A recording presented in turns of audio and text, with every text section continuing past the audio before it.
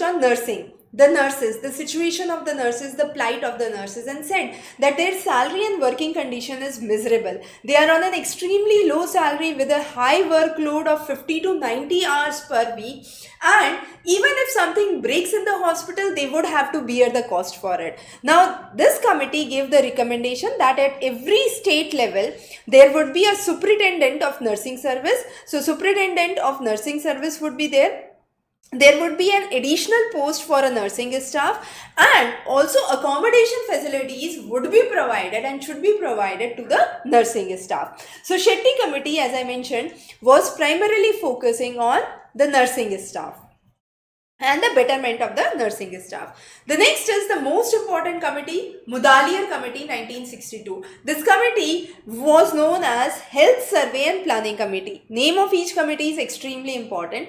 This was constituted in 1959, finally came into action in 1962 under the government of India, and this was led by Dr. A.L. Mudaliar, who was the Vice Chancellor of Madras University at that time. Now, this committee found that the condition of primary health centers was still unsatisfactory and they should be strengthened before the new ones are opened. So, we should not hurry opening new primary healthcare centers. The idea should be to boost the existing primary health centers, and once those are done, then if required, new primary health centers should be brought. So strengthening of the existing system is very, very important, and they also focus that not more than 40,000 population should be catered by a primary health center. So if required, increase the number of primary health centers across country. Also, this committee recommended a all India health service that should be created to replace Indian medical service. So this should be another development that was laid down under the Mudaliar committee. Now, what were the guidelines under Mudaliar committee? There would be one basic health worker per 10,000 people. An integrated medical service system would be released. The first and the second 5-year plan would focus on health and policies related to health.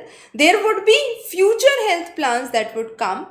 The basic health facility is not even available to half of the population. So, what is required is to understand this health services and health facilities. So, it has to be taken into account that half of the population does not have that basic healthcare facility. So, we need to focus on the betterment of the healthcare system. Also, maldistribution of hospital in the urban area is there. That means there are many hospitals which are there in the urban area, very few hospitals in the rural area. Equitable distribution of hospital has to be done. So let's say there are 5 patches of land, each A, B, C, D, E should have at least one hospital.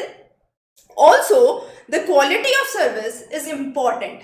The quality of service provided by the primary healthcare center so far is not important and must be eliminated. So it's really important to actually focus on the health services and the health plans. The next is, what were the key points that were taken into account under the Mudaliar committee? The first is medical care. This would include increase in the number of nurses, the increase in the number of lady healthcare visitors, increase in the number of auxiliary nurse midwives. So those were some of the points that have to be taken into account. The next is public health. Under public health, clean water, sanitation, housing, nutrition, eliminating issues related to pollution were some of the issues that were raised. Communicable diseases was one of the major reasons for less life expectancy during the period of independence and post-independence. Mainly, the diseases included malaria, tuberculosis, leprosy, cholera and smallpox, and those need to be actually curtailed.